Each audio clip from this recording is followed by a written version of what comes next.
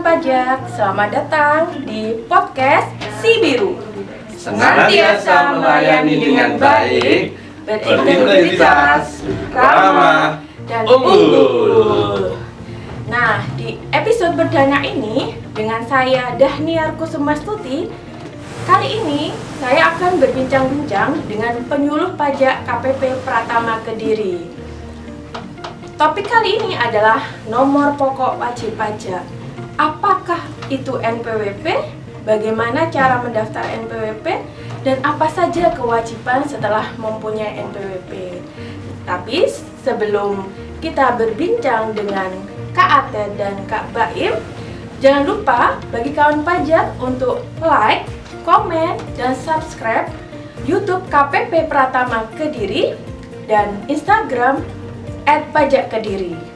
Baik, sudah bergabung bersama saya ada Kak Antonius Atet Wiono. Halo kawan pajak. Ya, dan Kak Ibrahim Abdullah. Halo kawan pajak. Ya, kita panggil saja dengan Kak Atet dan Kak Baim ya. Baik. Bincang-bincang kali ini akan saya buka dengan pantun. Nanti jawab cakep ya, Kak. Oke, siap. Pagi-pagi ke pasar membeli keju. Cakep. Kejunya untuk ibu membeli bolu. Cakep. Ingin tahu apa NPWP itu? Jadi tetap pantengin podcast Si Biru. Cakep. Jadi langsung aja ya. Kak Atet, apa sih nomor pokok wajib pajak itu? Baik kawan pajak, nah, nomor pokok wajib pajak atau disingkat NPWP itu adalah sarana dalam administrasi perpajakan. Jadi kalau kawan pajak sudah mempunyai penghasilan, kemudian ingin melakukan penyetoran pajak, nah silahkan mendaftarkan NPWP atau nomor pokok wajib pajak. Iya. Jadi semacam identitas Ya, untuk wajib betul. pajak. Iya, Oh, iya. sarana. Ya, kalau Mirip itu KTP gitulah. Oh, kayak Tapi ini untuk KTP. yang wajib pajak. Betul. Kalau NPWP itu untuk identitas wajib pajak, apakah semua orang itu wajib punya NPWP, Kak Baim?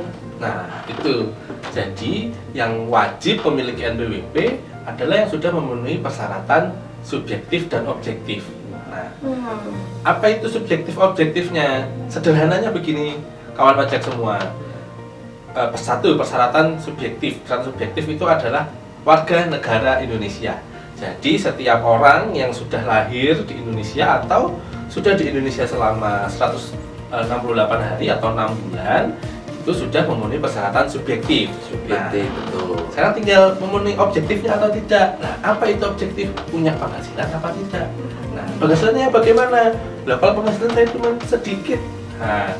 Nah, yang memenuhi penghasilan objektif adalah yang di atas PTKP atau gampangannya 4,5 juta per bulan. Nah, itulah yang wajib memiliki NPWP.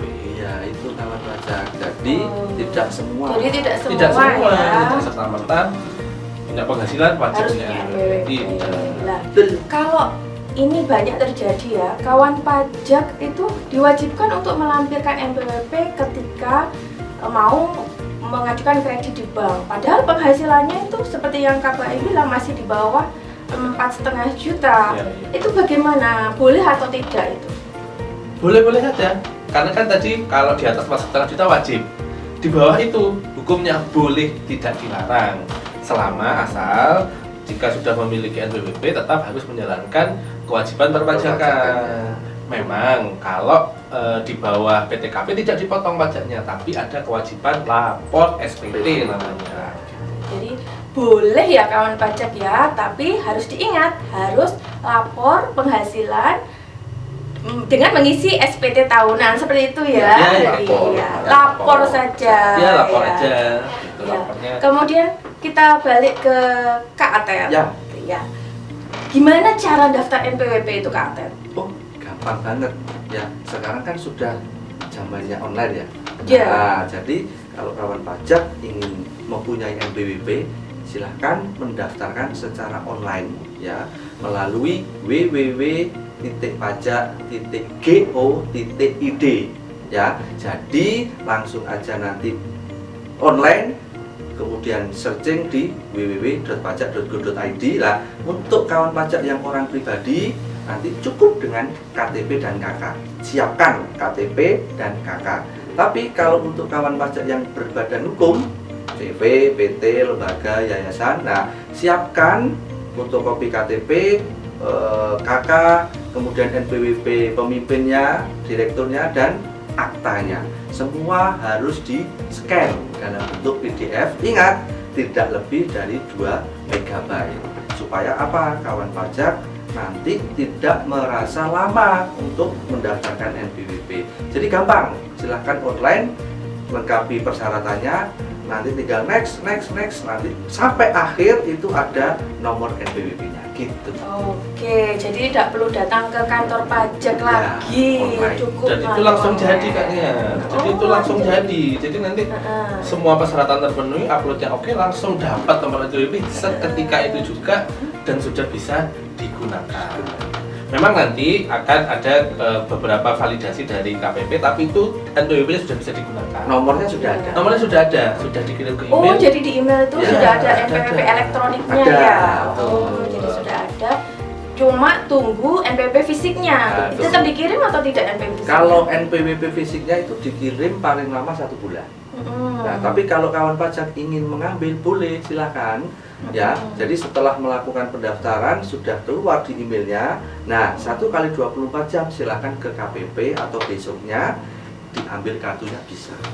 Ya, jadi untuk online itu bisa di irek.pajak.go.id ya kawan pajak. Kemudian untuk kartu fisiknya dalam 1x24 jam oleh KPP pasti dikirimkan melalui pos atau jasa ekspedisi.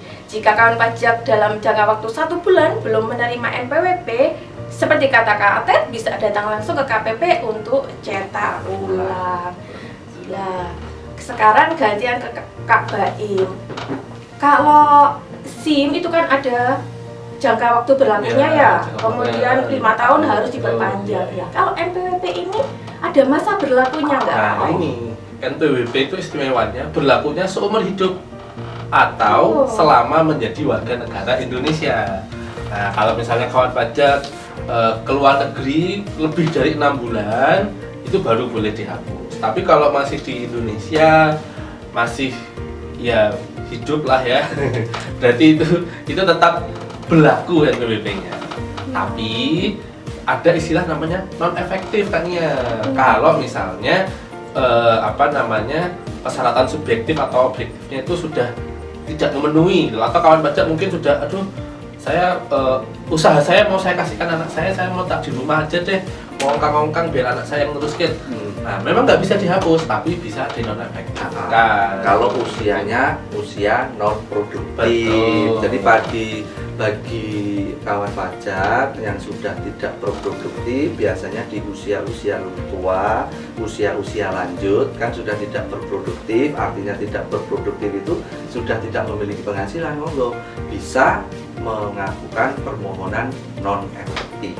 Oke, jadi gitu kan pajak. Jangan khawatir jika dalam perjalanannya ternyata sudah tidak memenuhi lagi syarat objektif, bisa mengajukan non efektif.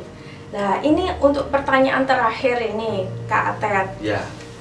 Dengar-dengar ini ada isu kalau NIK itu bakal jadi NPWP.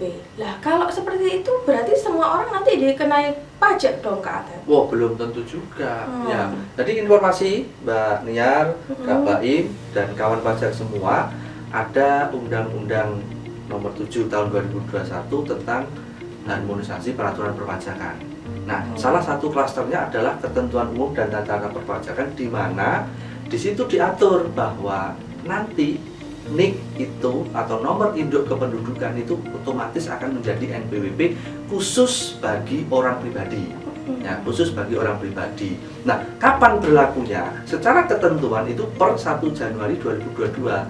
Tetapi seiring berjalannya waktu karena harus bekerja sama dengan pihak Dukcapil, nah ini akhirnya nantinya di tahun 2023 itu sudah siap data Dukcapil dan juga nanti data Direktorat Jenderal Pajak. Jadi nanti tunggu per tanggal 1 Januari 2023 NIK akan menjadi NPWP. Nah, terus Tadi ditanya toh apa Iya. semua harus berarti bayar Apa pajak? aja dong? Oh, tidak.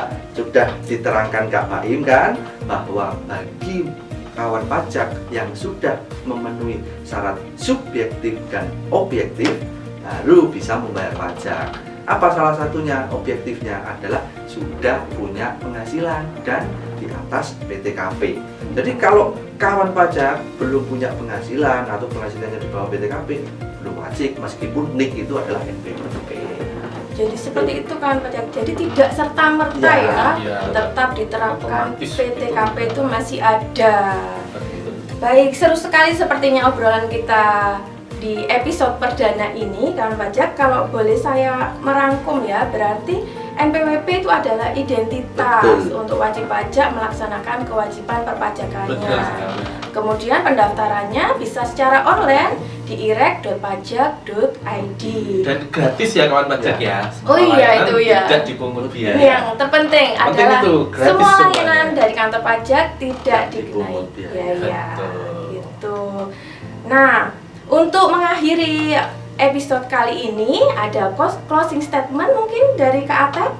Ya, kawan pajak yang berbahagia ya, selalu pantengin channel YouTube KPP Pratama Kediri dan ikuti terus kewajiban perpajakan, ilmu-ilmu tentang perpajakan, dan apabila ingin mendapatkan informasi yang lebih lanjut silahkan mendatangi KPP Pratama Kediri.